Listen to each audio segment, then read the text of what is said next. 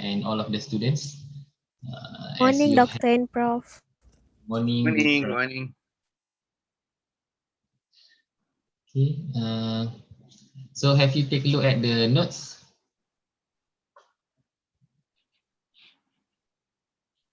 Ada tambahan nota juga sikit Bill of guarantee untuk Biden Aegis Company. Dan juga hari ini we are going to discuss about marketplace for ideas. And after that we are going to have a quiz. Okay, and as usual, for this quiz, I won't take any carry mark. Okay, your next carry mark will be in the form of assignment. Okay. Okay, let me share the screen.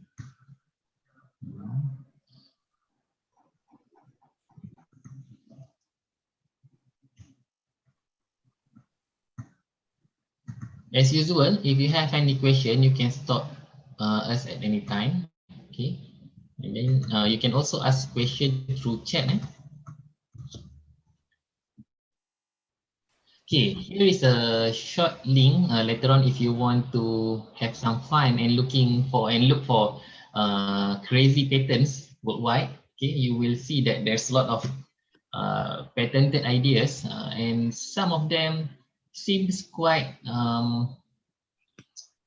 out of the world, macam tak logik. For example, if you look at the inside this link, you will see that some of the pattern is on a centrifuge to facilitate the delivery of a baby. Maknanya dia akan letak mak budak tu yang nak bersalin tu, lepas tu dia pusing macam centrifuge so that the baby boleh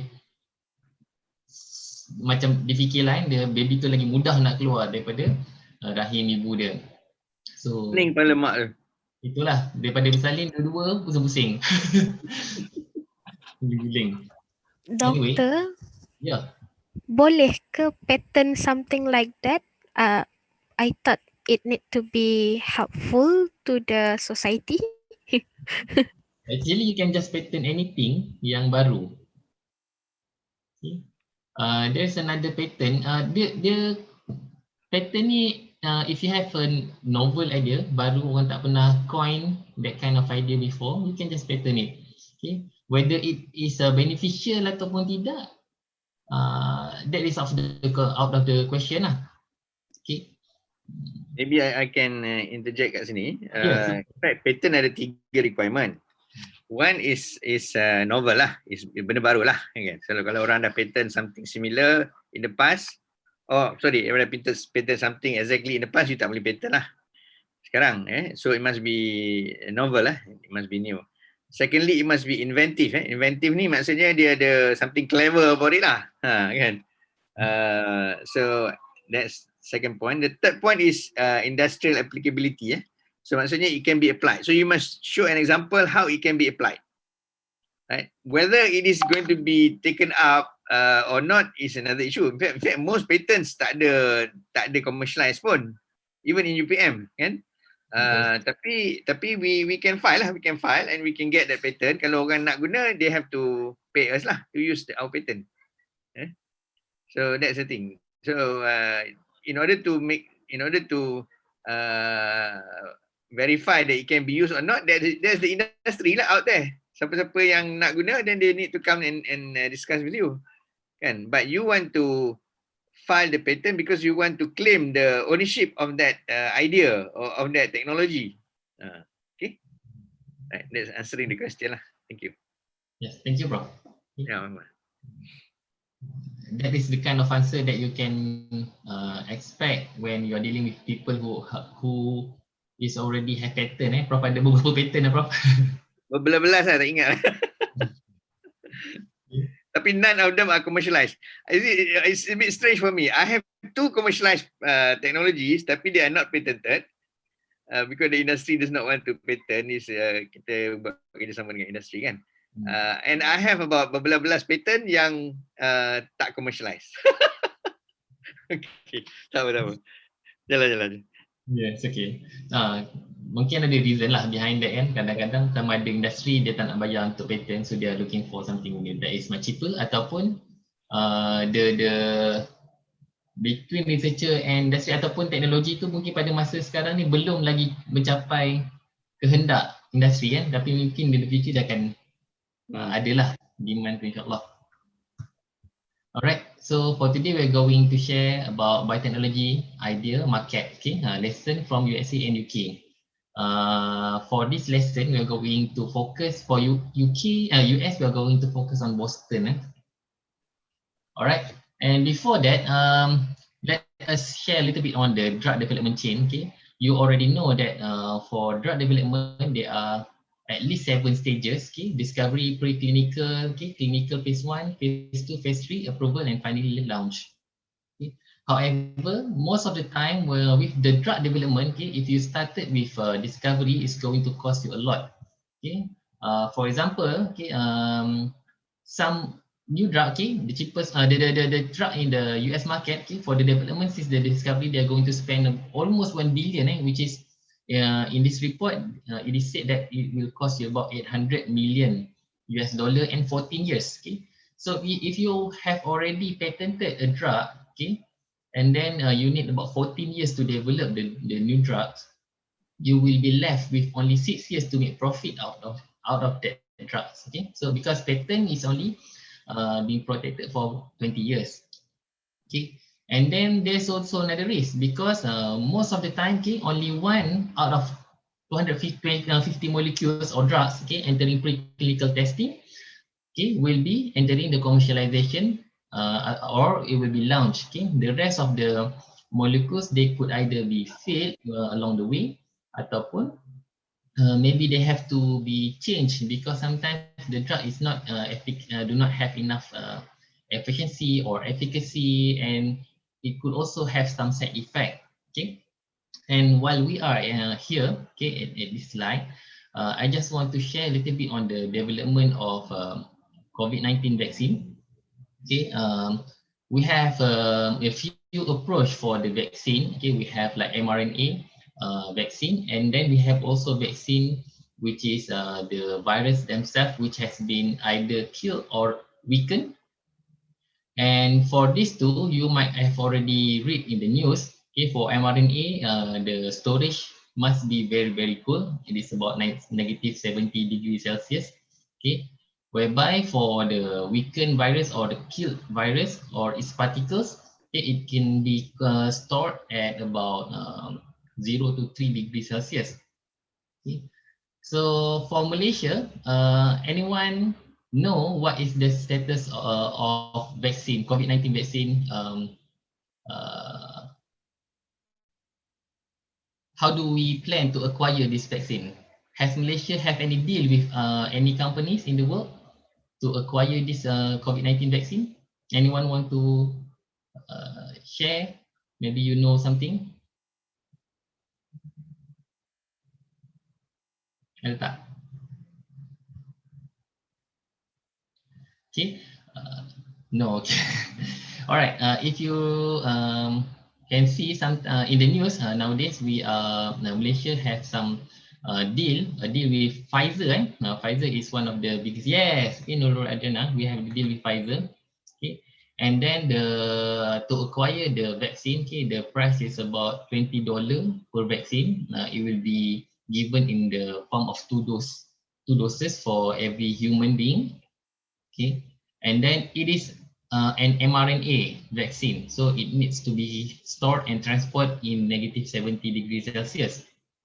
Okay, however, the vaccine haven't passed FDA and NPRA. Okay, FDA is Food and Drug Association, that's global, and then NPRA is National Pharmaceutical Regulation Agency. So as long as the vaccine do not pass these two authorized regulation, okay, it won't be Malaysia won't acquire this vaccine. Okay, and we have also the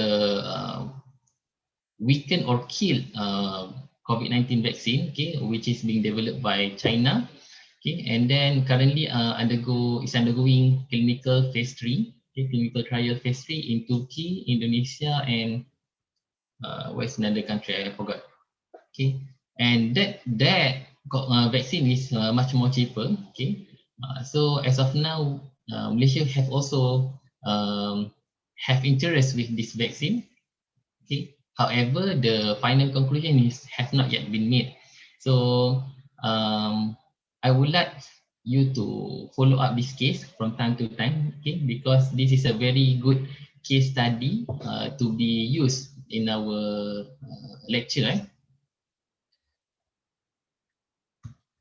All right, and then okay, this is a comparison between biotechnology industry in the US, Boston, as compared to UK. What I want you to see in this figure is in the research, okay, you will see that Boston actually invested, okay, in the research investment, right? So Boston invested about 1.4 billion US dollar, okay, in the form of research, whereby UK invested more, 1.5 billion in form of research. However, when it comes for the output, okay, or the income generation, okay, Boston have more public firm as compared to UK, okay, and then when they have the phase 3 products, okay, Boston also have more phase 3 product as compared to UK, and then they have also more employees as compared to UK, but they invested less, okay. So why does this happen? Okay, why do you think this happened? Actually, the answer is next slide, and if you have already downloaded the notes and read it, you will already know the answer. Okay, in the US, okay, in Boston, okay, most of the funding, research funding, are being given for applied research or applied sciences. Okay, so basically, yes, anyone want to share anything? Okay. When they are actually focusing on the latest stage of research and development as well as applied sciences, most of the time they have already undergone the initial trial or initial R&D, which will cost you a lot of money as well. But they will also have a shorter time period to be commercialized. Okay, if you invested in the later stage. Okay, as compared to UK, because most of the time UK will invest from the very beginning. Okay, that is why most of the public firms and phase 3 products, okay, can be achieved within the Boston model. Okay, Prof, ada tambah apa, Prof? Tak ada so far. Okay. And then this also translated into a bigger number of employees, because you will see that in this stage, okay, initially there will be lesser number of people working, okay, and then there will be more and more people are working as these phases go into higher ladder. Okay, same goes to clinical trial as well. When they are doing a clinical trial phase 1, okay, they will need less than, let's say, 100 people, and then 1,000 people, and then finally in the clinical phase 3 they will need even more than that. For example, COVID-19 vaccine in the China, for the China's vaccine, okay, they require or they hire about 30,000 people in 3 countries, okay, to test this vaccine. So with the development of the drug process, okay, into the higher ladder, okay, they will require more staff, okay, and also more apa sukarelawan, okay, that is why the employees volunteers. Yes, volunteers, okay. So that is the difference between Boston and UK. Okay, so how about Malaysia? Where are we? When the COVID-19 attacked Malaysia, okay, we also have the idea of producing vaccine of our own. Okay, however, when now about 10 months later, okay, finally our plan is to purchase ready vaccine from other company. Okay, we are not going anywhere yet with our vaccine idea. So do you have any idea why this happened? Anyone want to share?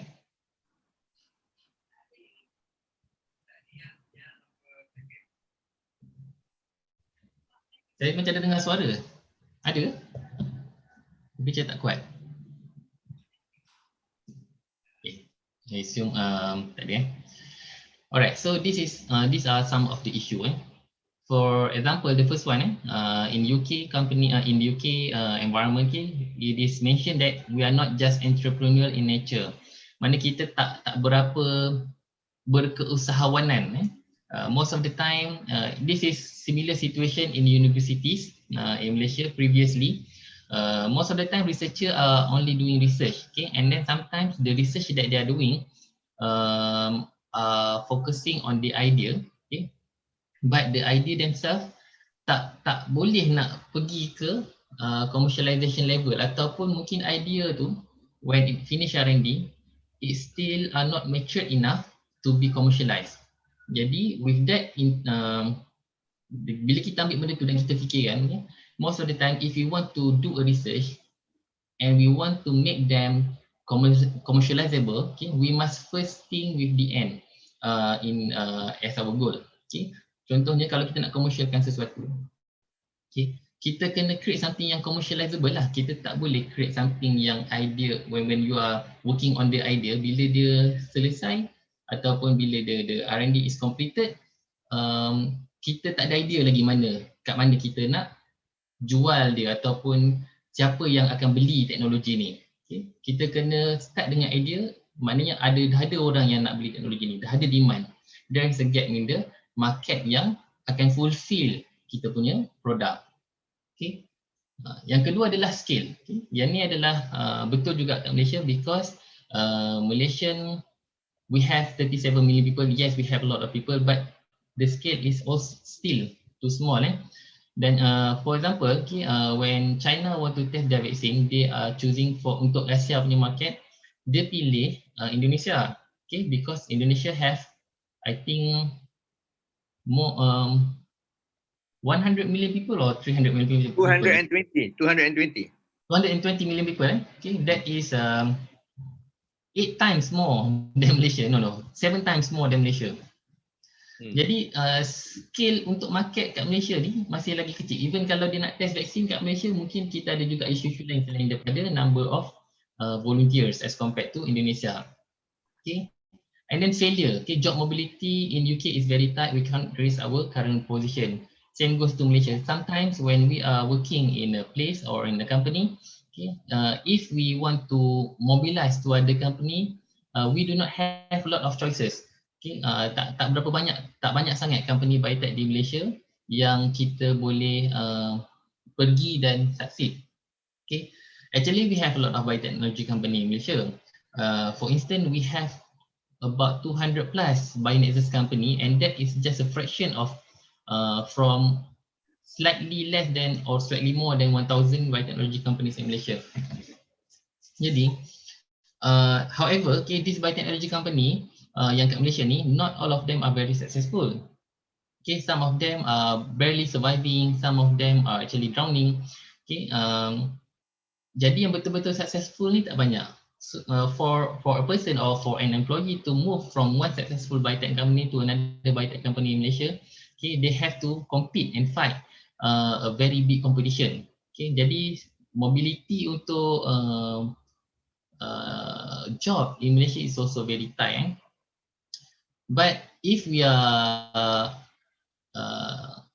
creative enough, okay, kita boleh cari actually where you can actually position yourself in the biotechnology company. Right, investor, the venture community in UK is not large enough to support biotechnology investment. Okay, this is I think from previous. I think nowadays they have more investors.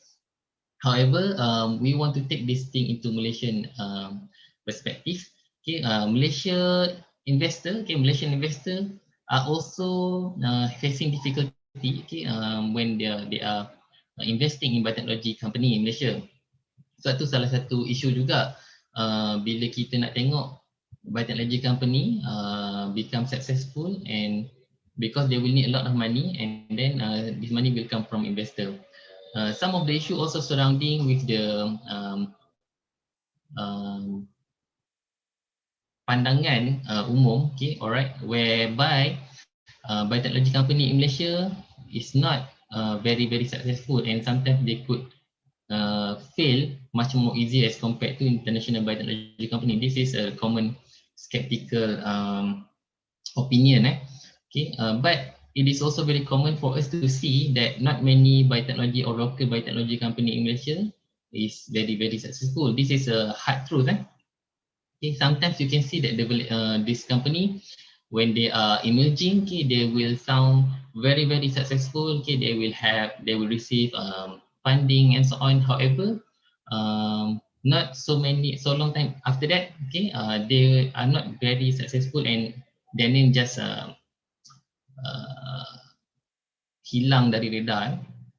So those are the things that making the investor afraid to invest in biotechnology company in Malaysia. However, you still have the chance to change this. For example, if you are going to make your own biotechnology company, okay, you have already learned that these are the issues. So you have to try to avoid this issue from becoming your company's problem. Okay, and then also there is an issue with the funding gap, whereby in the US, okay, the government funds more in applied research. Okay, and Malaysia, we have a lot of funding. Okay, not only for applied research, we have for fundamental. Okay, we have for technology transfer. We have a lot of funding according to level of R&D and commercialization in for our biotechnology product. However, the scale of funds is not as big as for the US. That is why we can see that sometimes people are saying that money is not everything, but for you to get everything, you need money. Okay? Sama juga untuk research. For you to do research, we will need a lot of money, and sometimes the research just cannot go further because there is not enough money for us to make the research go further. Jadi, as a conclusion, okay, we need to have a better or new framework, okay, to explain the phenomenon and how to judge the mechanism for the industrial growth. So that is why you have to understand this. In the marketplace for idea, most of the time, the ideas come from university and researcher. However, most of these ideas, they do not dia tak dapat nak sampai kepada demand for the community, for the medical community, as well as the pharmaceutical companies. Sometimes in Malaysia, they even have, for pharmaceutical companies, they have their own ideas. They do not take ideas from university. Okay, the ideas from the university most of the time is being acquired ataupun dia akan di-demand oleh industri when they have some issues or problem they need to solve, and then they have to have support from the university, and sometimes the ideas and support they could not get from other company. Jadi for these ideas from the university, we have to make this idea go further, and then we want to make this idea being commercialized by more industry. So that is why we need to have entrepreneur, okay, as well as investor. And these two can also become the founding team to bring these ideas for commercialization. Jadi macam mana kita nak bawa idea ni ke market? Okay, most of the time university are focusing on research and development and teaching and publication and consultancy, tapi kita tak fokus on entrepreneur. Jadi kat Malaysia, in UPM, do you know that we have an office, okay, to commercialize patented ataupun research yang telah di copyright, okay, ataupun memiliki perlindungan intellectual properties di university. Okay, we have this office to help the researcher to commercialize the IP. Okay, so this office in UPM, it is called Technology Licensing Office, TLO, ataupun sometimes it is also being called TTO, Technology Transfer Office. In UPM specifically, then this TLO, Technology Licensing Office, is being called Putra Science Park. Okay, so later on I'm going to share a little bit more on the TLO and Putra Science Parks. Jadi for supply of ideas, okay, this just to show to you the difference of quality of life sciences research in the global. Okay, in 2019, okay, the top 10 countries in life sciences, okay, is just in the diagram. Okay, you can see from United States to Netherlands. However, from United States to the second place, okay, United Kingdom, you can see the difference is about 7,500 number of research in life sciences. Okay, this is the difference between US and UK from the first place to the second place. Okay, and then you can also see from this study, okay, between United States and United Kingdom, okay, the 7,500 is life sciences research. Okay, how many of this research is being patented? So if you try to search for this value, okay, you will see that the patented research between United States to UK, okay, the number is still different, okay, a lot, but the number of country, the top 10 country that file most of the patent, okay, the first one is still America, but the second one is China, and the difference between China and America is not so much. Okay, so this is one of the most important thing, to translate between the research themselves into patent, and then this patent can finally then later on be commercialized.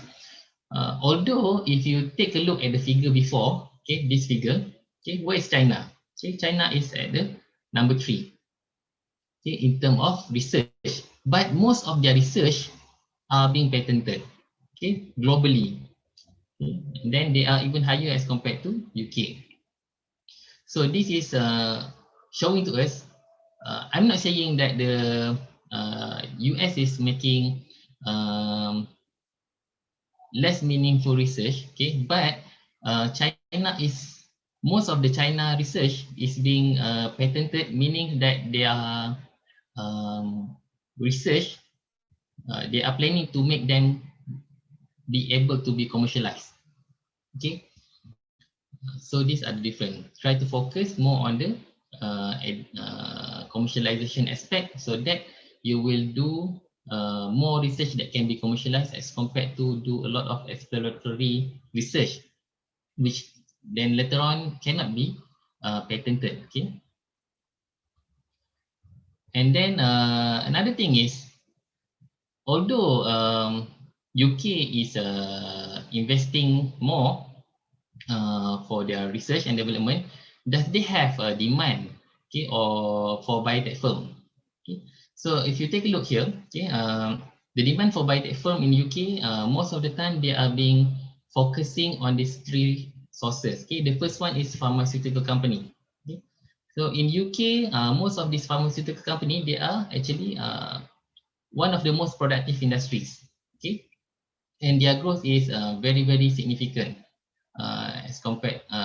They themselves, we shall not compare it to others as for this one.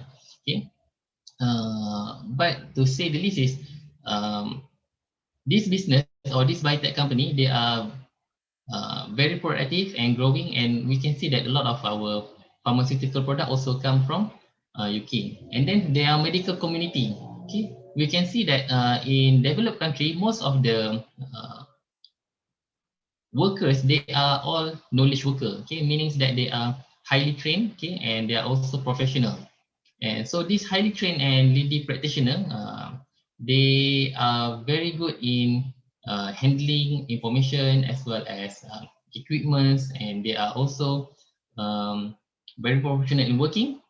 Okay, and then they can also adapt to new medicine rapidly as compared to non-knowledge workers. Okay, and also since they have investors, okay, their market have a very good IPO strategy, and then this IPO market, okay, IPO is initial public offering. When you have an idea and then you need to have funding, okay, you can either request for fund or get loans, but you can also get your fund from the orang awam. So this is how you can get your funding. If you are listing your company, okay, using IPO or initial public offering, people can buy your shares and then you can get the fund. So this is what is meant by IPO market. Jadi for IPO market, okay, if in Malaysia we are not really investing into something that is very new, okay, yang kita tak berapa convinced whether this technology can actually be commercialized or not. However, in the UK, okay, their market is willing to invest in new and pioneering technology. Okay, it is either because they can be convinced by the company, or also they have a very good opinion ataupun pandangan yang baik terhadap development of biotechnology in their own country.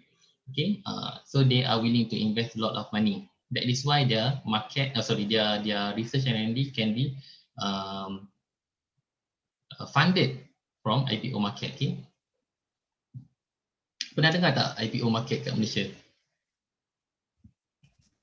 Tak pernah dengar. Okay. Crowdfunding pernah dengar? Crowdfunding kan, okay. Crowdfunding is also one type of IPO market, tapi depend pernah tak you dapat iklan kan, kalau dia are about to launch a new product, okay, jadi kalau kita bayar sekian-sekian, kita boleh purchase their product at a much cheaper price, okay, but later on the product will become the price of the product will become higher later on, okay. But if you involve ataupun join dia punya crowdfunding, you can purchase that product at a much cheaper price, but you have to wait longer before you can get this product. Pernah dengar kan? This is crowdfunding kan? So this is slightly different as compared to IPO. IPO, they are buying shares. So when they are buying the shares at the initial stage, okay, harga shares tu murah, okay, harga saham tu murah, but then later on in the future, okay, the company will get bigger and then become more successful, and finally the shares become higher, okay. Jadi you boleh jual balik share tu untuk dapatkan lebih banyak lagi duit. Okay, this in IPO market. However, not all of the story is successful story. Sometimes the marketplace is also a failure. Okay, kadang-kadang the failure is due to supply and demand problem. Okay, kadang-kadang orang produce something, however that thing is not something that the market wants.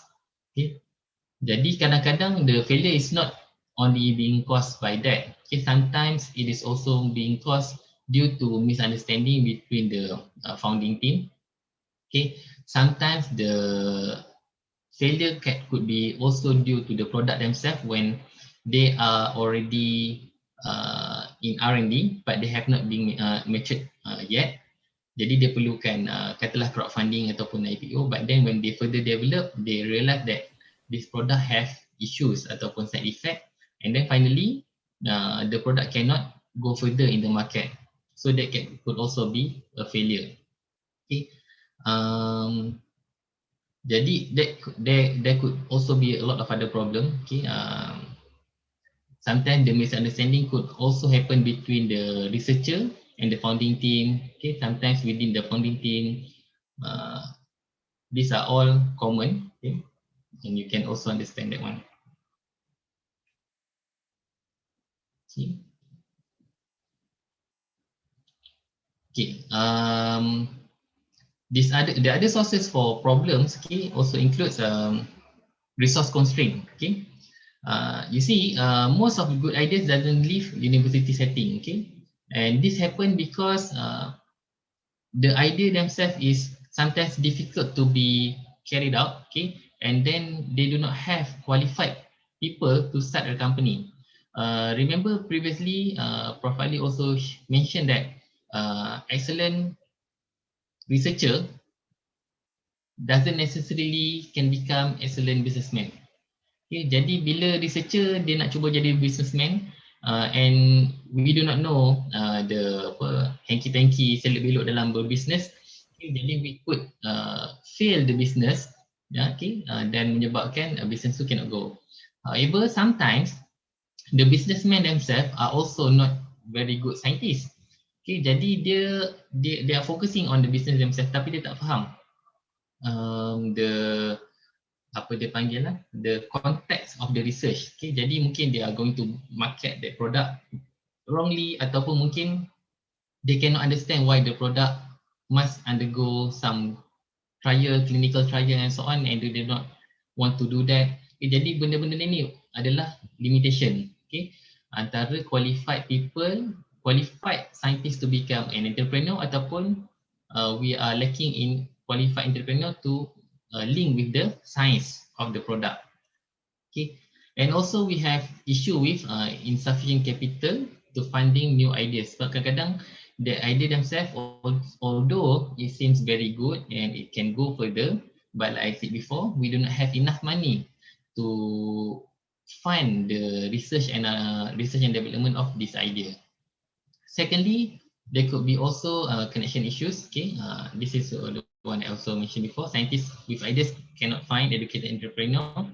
Okay, and then founding teams member cannot may have insufficient ties. Okay, they do not have enough networking. Okay, investor cannot locate good idea or the people they need to access them.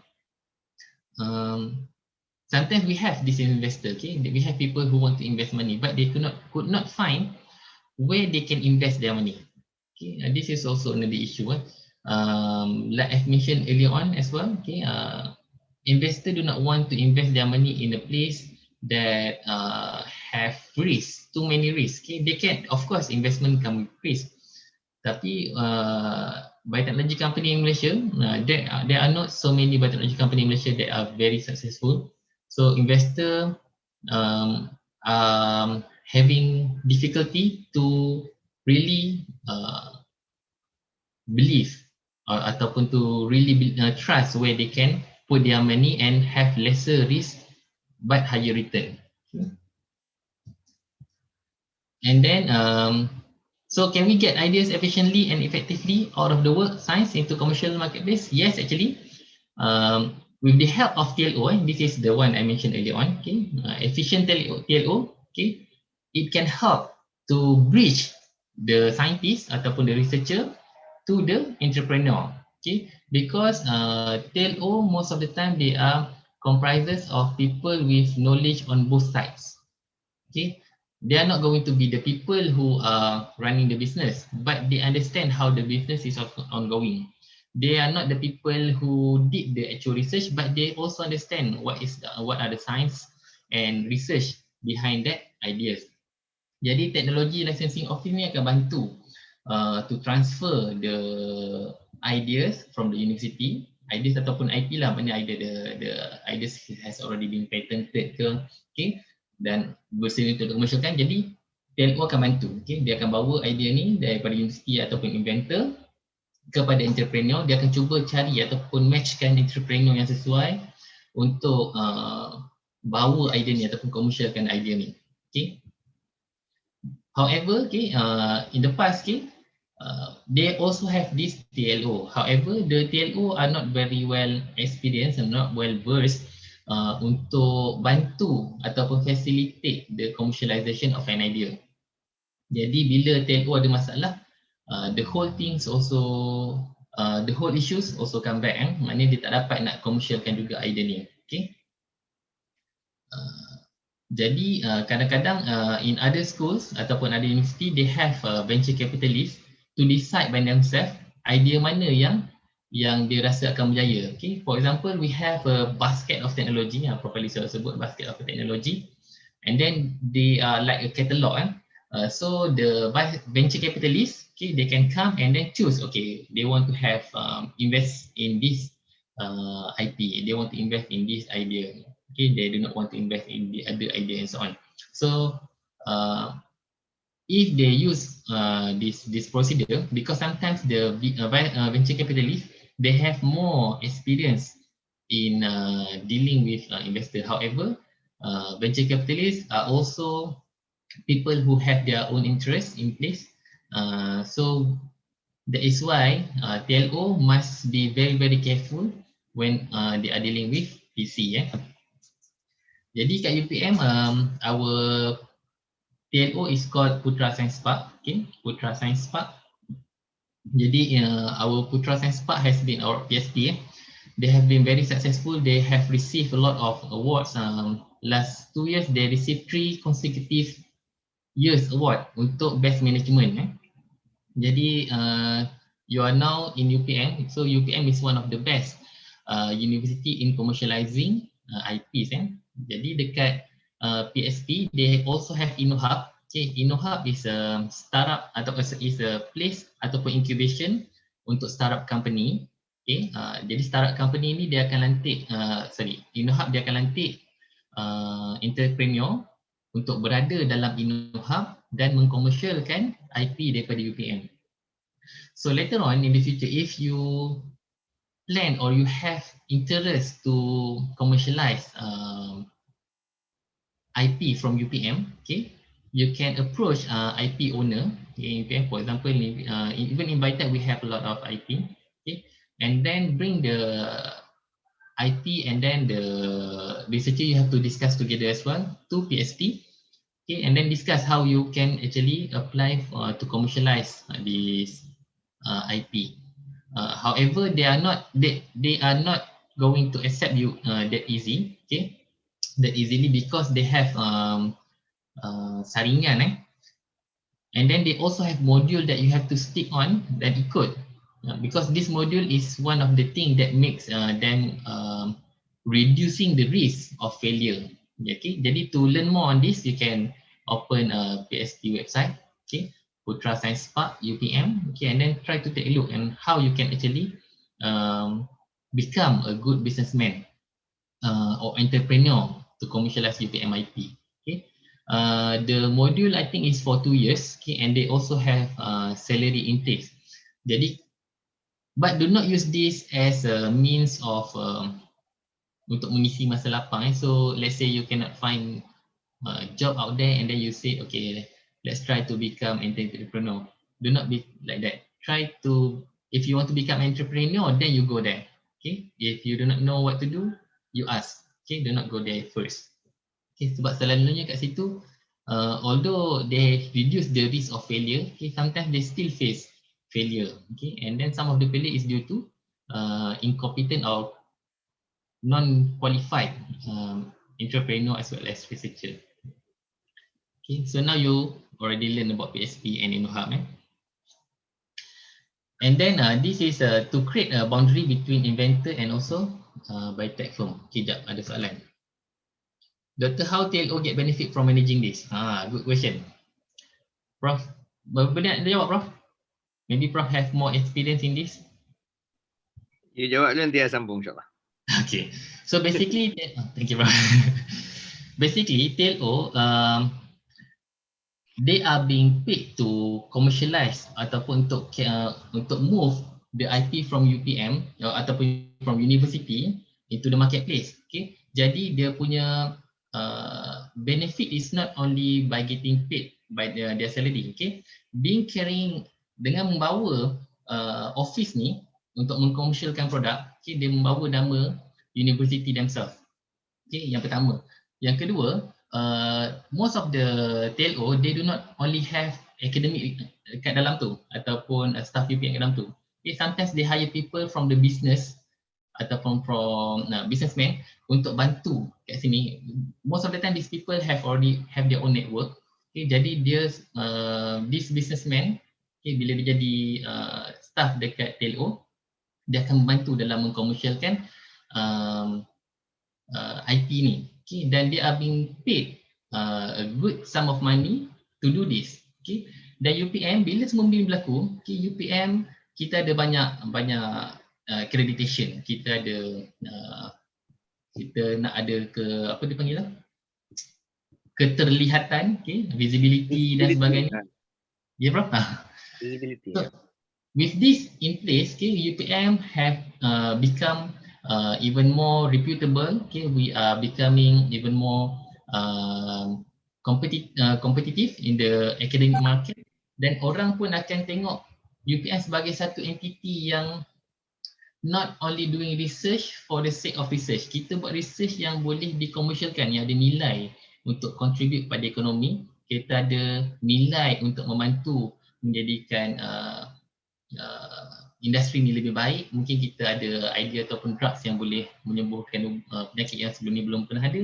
So this come with the commercialization of this product, and the company ataupun office yang membantu dalam pengkomersialan produknya adalah TLO. Okay, so TLO akan dapat benefit jugalah. Prof, silakan. Okay, actually kita punya teknologi transport office ni is the best in Malaysia. From all the universities, UPM is the best in terms of performance lah. So every year kita dapat menang award from the ministry, alhamdulillah.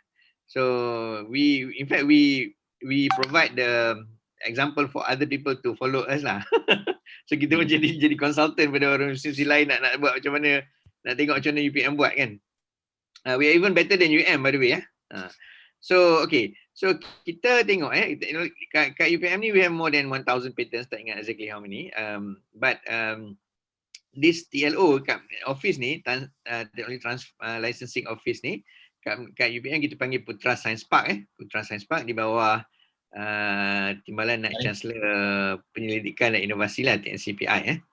So hari tu the director was Prof. Samsila, kakak kepada Dr. Mahamin, tapi dia dah pindah, dia pergi jadi dekan Fakulti Pendidikan sekarang ni. So sekarang ni Profesor Heir Bejo, previously the Dean of Vet Faculty, yang jadi pengarah dia lah. Dan dia ada timbalan pengarah dan sebagainya. So they have quite a good set up. Dia bahagian yang in charge of patent application kan. Bukan nak apply patent, kena go through them. Dia ada committee, dia akan do the vetting, interview dan sebagainya.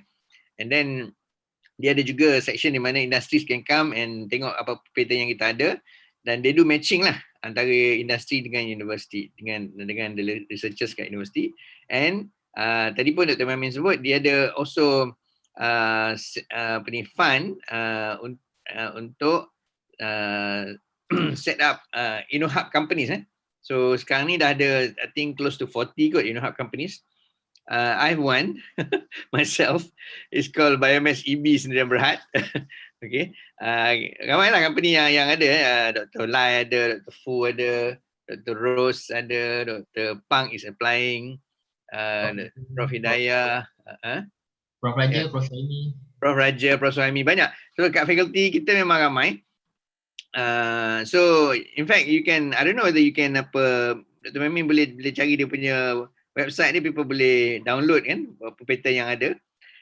So okay, so that means they guide you. So dalam InnoHub companies tu they guide you within 2 to 3 years so that you graduate. You graduate ni maksudnya you commercialize it lah.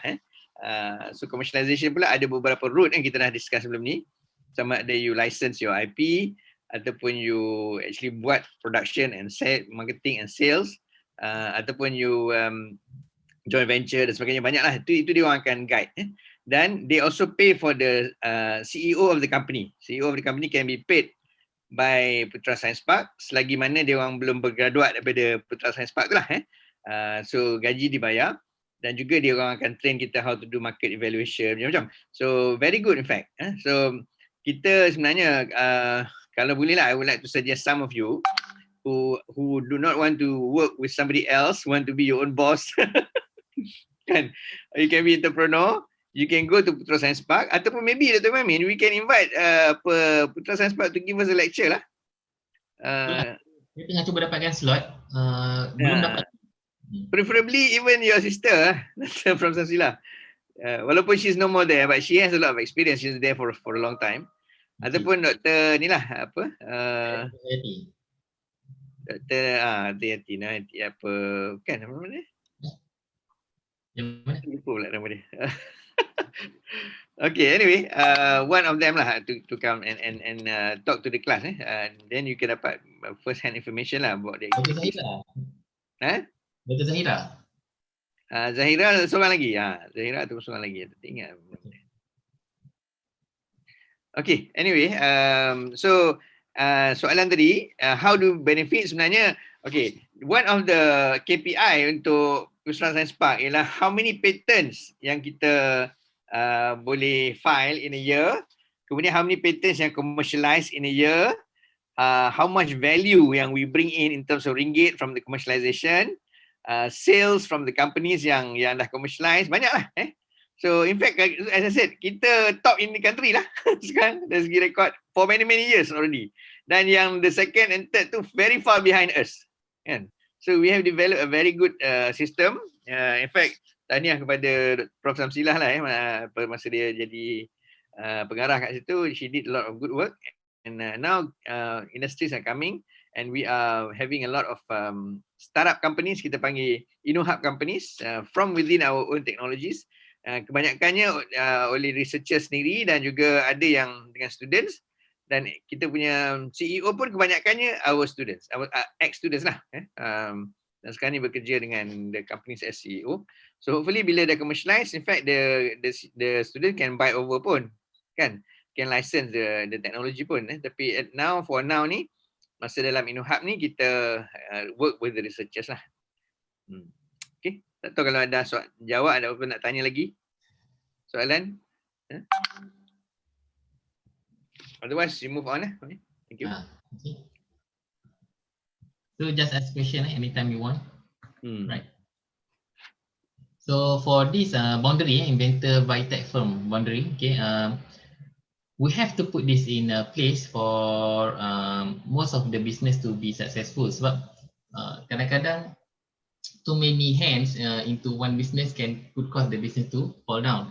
Jadi boundary ni dia set supaya inventor tu tidak terlalu banyak campur tangan dalam bisnes, okay, dan bisnes tu tidak terlalu banyak campur tangan ke dalam research tu sendiri. Tapi they must still also work together to allow for this idea to move forward.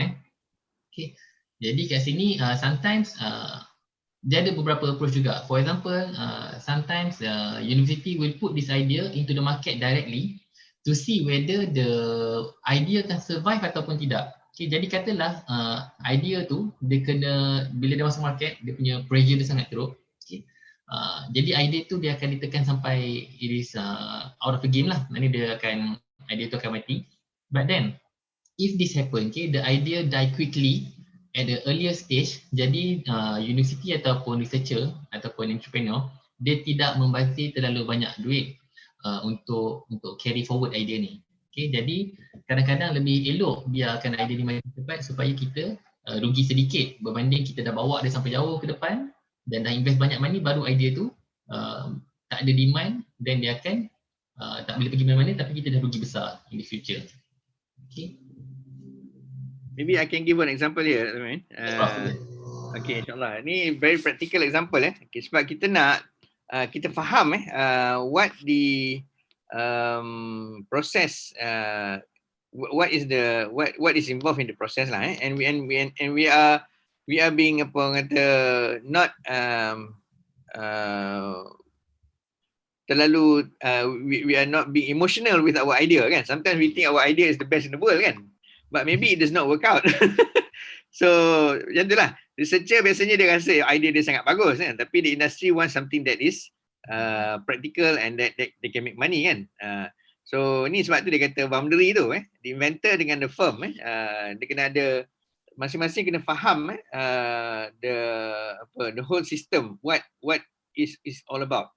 Okay, we have one example in UPM. There are some researchers in faculty science, chemistry, chemistry department, they screen some compounds for cancer, for cancer. So bila dia screen some compounds daripada pokok-pokok, kan, daripada daun-daun ni, they screen. So they test with mula-mula they test with on agar plates dulu, kan, with different cell lines, kan, cancer cell lines. Kita tengok cancer cell semua mati, kan. So baguslah, kan. So then dia kata, oh, we found something, cure for cancer, kan. Cancer cell semua mati, kan. Bagus betul. So lepas tu dia test pula on normal cells, kan, sebab you nak letakkan benda ni dekat badan manusia semua, nanti dia ada cancer cells, dia normal cells, kan. Dia test on normal cells, all normal cells pun mati juga. So basically what they have found is a poison lah. They can use it as a poison, kan.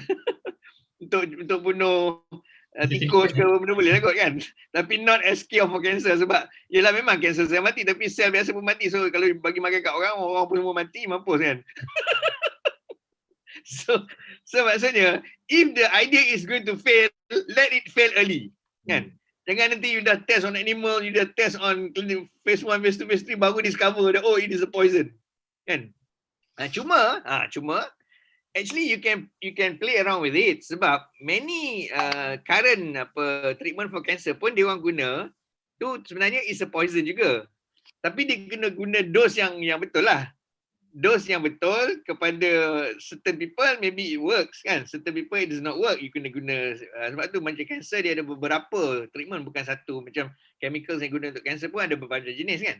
Even yang pakai all those itu chemoterapi, yang radioterapi pun yang pakai ray tu kan, kita biasa ingat X-ray je tapi ada banyak jenis ray lain kan, yang macam tu juga dosnya, kekerapannya kan, dan sebagainya.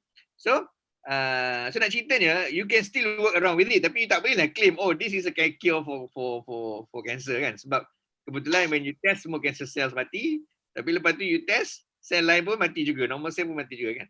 So the point is here, kalau the idea is not good, it should fail early so that you do not waste time. Kalau later on along the line kan, tadi yang the second slide tu the most important slide yang tiga fasa tu, that is the most important slide you kena faham in commercialization lah. So if the idea is not good or is not workable or is risky, let it fail early. Jangan overclaim. Bila you overclaim and you push juga, nanti in the end you will suffer a lot more losses, and bukannya tu. In the end maybe you kena masuk jail pun. Kan, sebab you claim benda yang salah kan. And then orang mati ke, orang sakit ke, orang lumpuh ke, orang apa pun. So you do not want that to happen So but as researchers we go back to the lab, we want to improve the compounds, add cari compound lain ataupun improve the compound, add some something to it kan, some groups, functional groups ke apa benda-benda, itu research lah kan. Tapi yang ini kan, sebab tu biasanya inventor should not stay in the company, should not run the company kan. Biar orang-orang yang businessman run the company. Inventor come up with ideas. So this is macam dia sebut inventor MIT tu kan. So itu maksudnya bila MIT requires inventor to choose, kalau orang nak invest, nak beri equity ke share, maksudnya the researcher and also the university gets a share in the company, ataupun dia bagi duit initially untuk research kan. Dia bagi duit, kena banyak lah duit tu for research kan. Dan duit tu partly will go to the university, partly will go to the researcher lah, and also to pay for the research assistant, research fellow dan sebagainya lah. So that is how the universities work. Sebab kita kena faham what is the role of each party. The role of the researcher is to come up with ideas and technology kan. The university will patent it. Lepas tu the industry tak payah buat research, dia hanya bagi kat kita untuk tolong buat research kan, sebab dia not good in research, dia good in business. Kita good in research, kita tak bagus in business. So we do what we are best at. So itulah and that's why kalau dalam research ni kita sebab tu panggil research kan. We need to keep redoing it. Keep doing it sampailah kita dapat. Dan kadang-kadang kita dapat pun mungkin boleh improve lagi kan as we go along. Okay, thank you. Back to the Alright. So that is true. We have also in this slide, academic inventor typically make poor entrepreneur ataupun even worse CEO. Jadi this is not only satu case saja, memang ada banyak case. Okay. Dan antara case yang paling famous adalah Prof. Walter Gilbert lah. Okay. Jadi dia adalah Nobel Prize winner. Okay. Dia apa dia buat adalah dia patentkan satu IP, okay, dan dia nak commercialkan. Okay, jadi dia set up this company, it's called Biogen. What happened is dia tak boleh buat the business properly, okay, and then he pass his business to someone else, and then he return to his lab to do research. Okay, jadi most of academic inventor, dia better stay as academic inventor lah. Alright. The entrepreneur let them do their business. Okay. Jadi ni salah satu. Yang kedua adalah untuk carry ataupun untuk bawa untuk commercialkan sesuatu IP, kadang-kadang kita tak semestinya kena ada academic inventor kat dalam tu. Sometimes the research is being supervised by the academic inventor, and then they have students who is going to graduate who were doing this research. Jadi let them become the carrier of this idea. For example, dalam surface logic, Dr. Carmichael Robert ni dia adalah students pada Prof. Roger Whiteside. Jadi bila Dr. Carmichael Robert ni got his PhD, he become the career. He didn't pursue employment dalam bidang akademik. Sebaliknya dia become businessman. Jadi dia bawa idea Prof Roger Whiteside ni untuk dikomersialkan dalam surface logic. Jadi ini adalah antara cara yang kita boleh pilih untuk komersialkan sesuatu idea. Tak semestinya akademik kena jadi businessman. That is not the best idea lah. Alright. However, selalunya researcher, for example Dr. Carmichael Robert ni, dia adalah researcher asalnya. Jadi for him to become a businessman, we must give somebody like him good business education. Jadi kat sini, not only we are giving the students an idea about commercialization of biotechnology product, kita bagi juga bukan sahaja kita bagi dia science background untuk biotechnology product, kita bagi juga ada education untuk buat business dengan biotechnology product ni. That is why you are taking this subject kan. kalau I'm not sure, I think this is elective for you, but for biotechnology dengan biology cell student, they are required compulsory to take this class, because we want to make them have this business education. Jadi bila kamu bergraduate, you have a general idea macam mana biotechnology product businesses is running di luar sana kan. Jadi business education ni sangat penting, but untuk idea careers macam Dr. Carmichael Robert, they need to have a even more intense business education. Jadi for postgraduate student, we have commercialization class for them to learn. And even after that, let's say they are now in the business industry, kita still ada modul, contohnya macam yang PSP buat, untuk bantu mengurangkan failure ataupun risk dalam commercialization of biotechnology products. So itu adalah antara cara-cara yang kita boleh buat supaya these ideas can interact into the market. And then also we have the smart money move. Jadi untuk US Biotech, dia cluster kat sini doesn't refer to COVID-19 cluster. Dia refer kepada cluster of people ataupun investor yang boleh manage dengan scientific risk. Kat sini yang saya cerita tadi kan, for example dalam suatu business, it must be headed by people who are well versed untuk, ataupun at least dia kena ada background dalam business dan juga research, ataupun dia faham lah the science of the IT. Jadi these are the people who are qualified to become entrepreneur. Sebagai contoh, kebanyakan investor ataupun venture capitalist investor dekat Boston, dia bukannya venture capitalist sahaja, dia bukan investor sahaja, dia bukan businessman sahaja. Dia adalah a group of people, yang ada separuh daripada 30 orang ni, dia ada PhD dan master.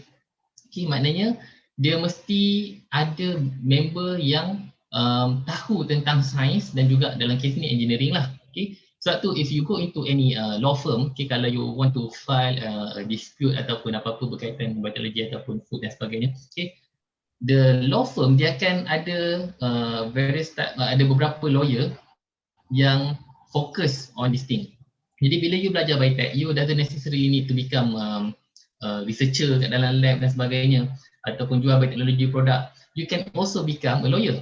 Sebab lawyer pun kadang-kadang dia kena faham the science of the business dan juga macam mana this thing is being commercialized or played around in the businesses. Jadi kat sini saya pernah hari tu duduk dalam satu lift dengan lawyer, 2 orang lawyer yang baru lepas keluar pada court. Dia tengah dispute, tapi dia tak bergaduh lah dalam lift tu, dia bercakap normally, casually. And I do believe that they are actually friends, cuma dalam court different things lah. So they are actually discussing about copyright dengan the ownership of a food product. Jadi I was always thinking that yang lawyer ni selalunya dia faham tentang book of law dan sebagainya, tapi turn out that rupa-rupanya dia kena faham the science behind the food industries kalau dia working on food industry. Jadi dia kena ada juga background science ni. Jadi you are not necessarily need to become scientist. Okay, you can also become lawyer ke ataupun people who are working at MyIPO dan sebagainya yang bantu dalam filing untuk IP dan sebagainya. Okay. Jadi kat sini pun ni contoh yang kita patah balik ke sini tadi. Jadi walaupun venture capitalist investor ni, okay, dia adalah investor, tapi separuh daripada mereka ni ada PhD dan master, especially focusing on science and engineering. Okay. Dan they are all have star scientific advisor, maknanya dia are well connected dengan scientific member. Okay. Contohnya kalau dia tiba-tiba perlukan advice ataupun pandangan tentang sesuatu bioteknologi produk, okay, ataupun scientific product, they have someone else that they can refer to. Okay. Mungkin member diorang dekat dalam university kat mana-mana kan, so dia perlukan pandangan, dia contact lah kawan dia kan, maybe you can give me some idea about this newly COVID-19 vaccine, which one is good, mRNA vaccine ataupun weaken ataupun kill virus cells. Okay. Ada apa pro and cons dia. So these are the things that macam mana these academic people are working in the investor, and they doesn't necessarily need to work in academic background ataupun academic field. So adakah penting untuk investor to know about biotechnology? Yes. However, okay, these are also some other example. Prof. Robert Langer, okay, most of the biotechnology ataupun researcher, they are better to be tied to the university, okay? Sebab kadang-kadang, okay, if they are becoming the leader, they could make the wrong choice, like we have discussed before. Academic member do not become a good businessman. Okay. Jadi for this thing to work, for example, Prof. Langer ni, okay, dia better tied to the university, but he can give advice to the investor. Okay. Jadi this way he doesn't compromise his job position. Okay. Because if he become the businessman, he could make the wrong decision. But by being tied to the university, he can do research, but he can just give his academic opinion to businessman. Okay. Alright, and then as for the founding team, okay, the founding team themselves, dia kena ada diverse experience. Okay. Tak semestinya kadang-kadang kita nak create founding team, kita cari kawan-kawan kita sendiri tu lah. Okay. However, the problem with that is most of our friends know the same thing like we do. Okay. Dia tak tahu benda baru dan dia tak ada experience dalam benda lain. Dan kita pun tak ada experience dalam benda lain. Okay. Jadi sebab tu for us to create a good team, we must have diverse people with diverse experience. Okay. Yang mana setiap member dia boleh contribute in different situation. Okay, if we are working with food industries, okay, we have people A. If we are working with agriculture industry, we are focusing, we have to send people B. If we are working with the industrial biotechnology, we can send people C. So that is the importance of having individuals with diverse experience. Okay. However, this team must also be working efficiently. Okay, tak boleh terlalu banyak drama lah. Okay. Okay, and then experience bring key social networks. Okay, jadi most of the networks, okay, for UK networks, they are focusing towards big pharma, maknanya pharmaceutical company yang besar-besar. Okay, the network, most of these UK company ataupun UK academic member, they must have network with the big pharmaceutical company. Okay, whereby for German, okay, they are focusing more on the academia. Okay. And as for US network, they are more diverse mix of the founding team is diverse in terms of biotech science and academic medicine and science. Anyway, speaking of Germany, do you know that the founder of Pfizer, okay, the Pfizer company is based in the United States. However, the founder Germany people, 2%, Charles Pfizer and also Charles Erhard, if I'm not mistaken. Because the story on Pfizer is so interesting nowadays due to the COVID virus, so I did some research, and then I found out that they are actually Germany people, the founder for Pfizer. Okay, and both of them, their first name are Charles.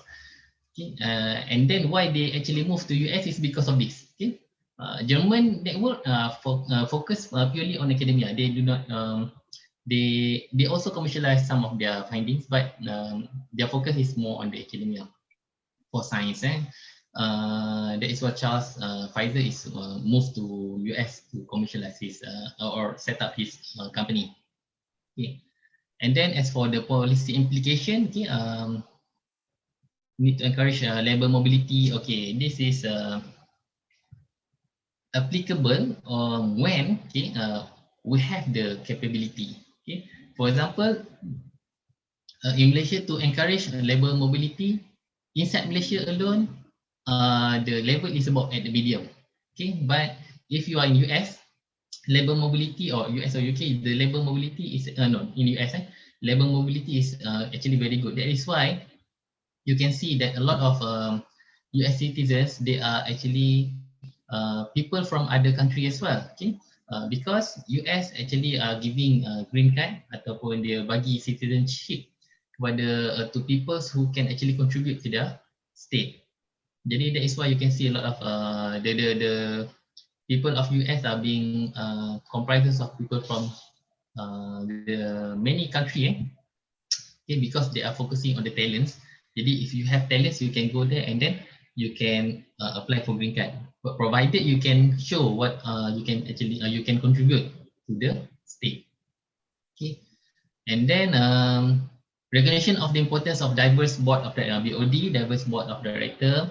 Okay, scientific advisory board and sponsored research ties. Okay, and then ties with academic medical center. Okay, and then this is in the UK.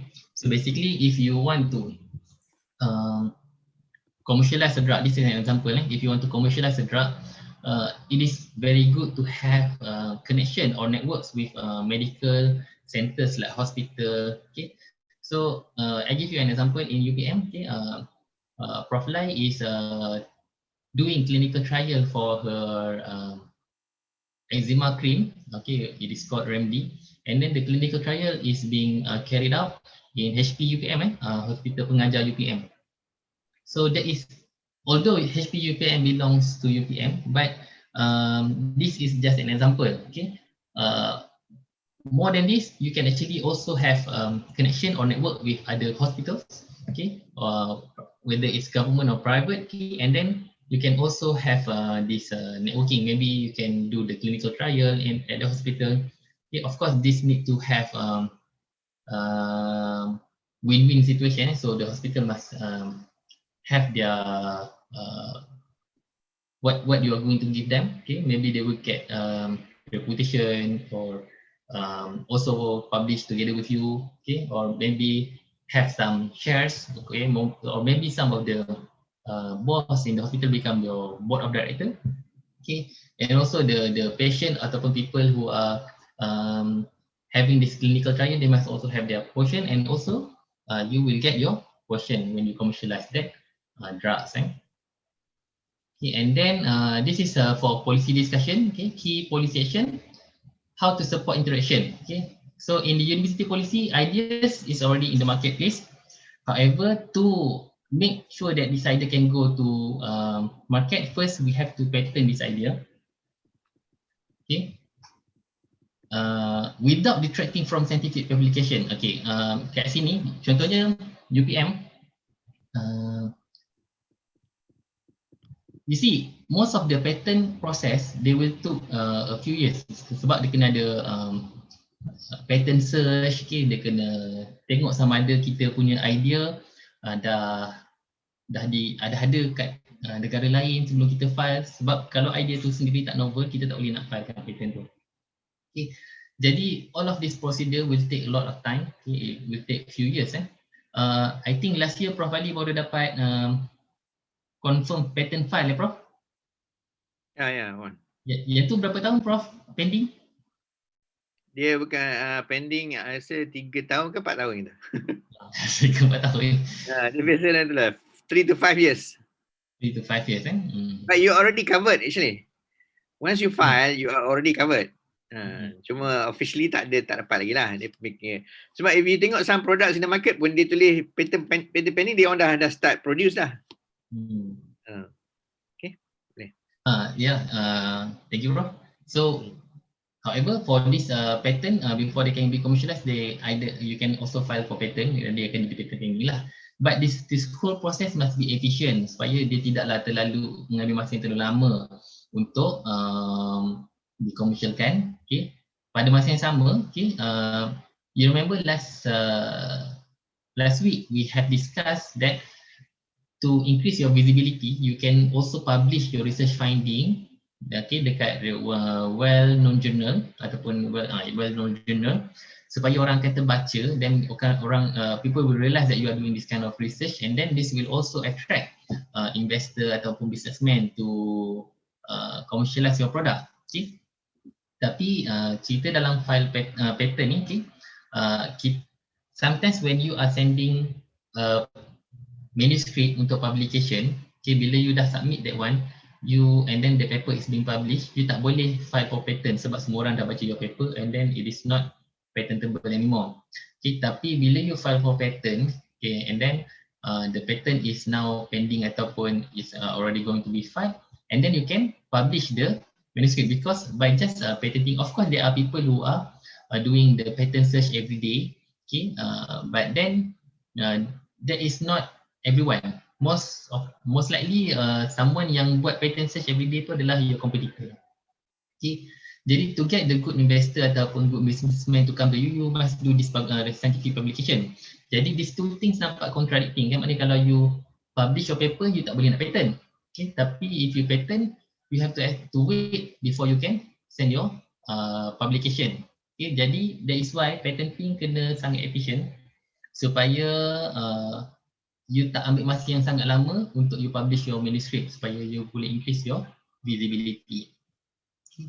And also there must be a clear guidelines for commercialization untuk mengelakkan conflict of interest. Maknanya antara you dengan businessman tak ada conflict. Okay. Antara you, kalau you nak commercialize, you tak ada conflict of interest. Okay. And then also maximize flow of ideas into the startup companies lah yang akan commercialkan your ideas ataupun your IP.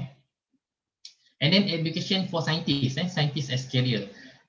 Most of the people who are doing research for master or PhD, okay, they are doing it as a researcher, and it is in the academic purpose. However, they are the one who know better most of the time as compared to their supervisor. So they are the people who are very good candidates to be carrier of the idea ataupun carrier of the IP. Jadi rather than just focusing on just doing IP, we can also groom them to become entrepreneur. Okay, jadi kita boleh bagi management education, business education for this PhD candidates ataupun master candidates, so that when they graduated, they can become the idea carrier untuk commercialkan this IP.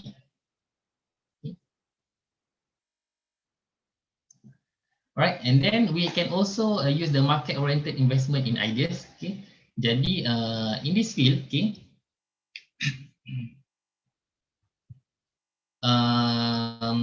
it is said that we can avoid university-based venture funding or government subsidy. Okay, if we subject the ideas to market discipline early. This is the one that we have mentioned earlier on. We put the idea into the market, and then we will see that how this idea survive the pressure of the market.